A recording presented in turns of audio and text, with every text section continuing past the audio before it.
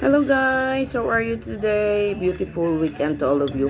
Tara guys, kain tayo ng breakfast. Parang brunch na to. Ito yung ulam lang natin. Bacon at saka egg. Tara, kain tayo. And then meron tayong ano dito. Leftover food kagabi na ginawa kong chicken soup. Ayan, na may malunggay. Tara guys, kain tayo. Kakain muna ako bago maglaba. Para hindi tayo masurit ng lamig at saka hindi tayo sisikmurain. Ganun yun.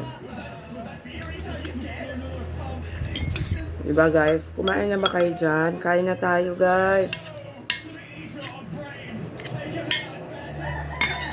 Kain na tayo.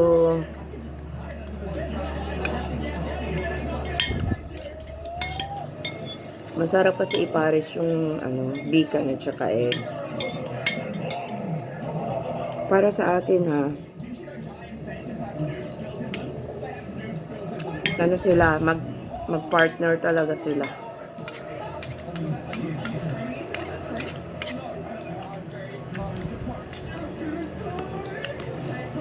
Mainit kasi yung sabaw. Sarap.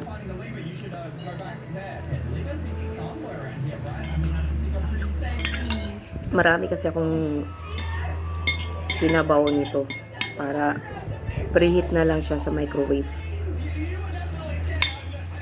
Yun, makatipid-tipid tayo sa sa gasol. Mahal pa naman ang gasol ngayon. Katipid tayo. Kasi niluto ko na lahat yung 1 kilo. Sinabaw ko para na lang siya, preheat na lang.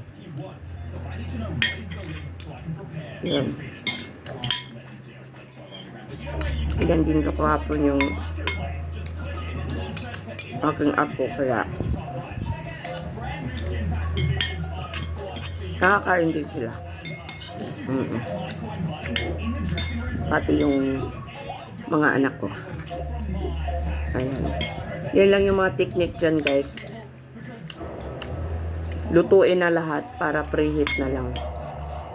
Tipid sa gasol. Diba? Tipid din sa kilusin.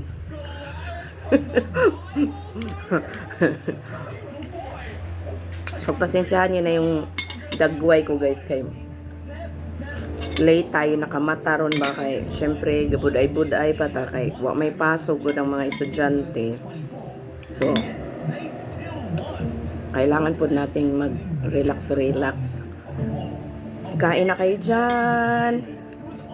Huwag kalimutang kumain bako gawin ang mga gawaing bahay. Diba mga mamshi? And then after nito, after 30 minutes, ayan, pwede nang mag-coffee. Diba? Okay guys, taas na ni akong video. Thank you so much for today, for watching my video. God bless everyone. Bye.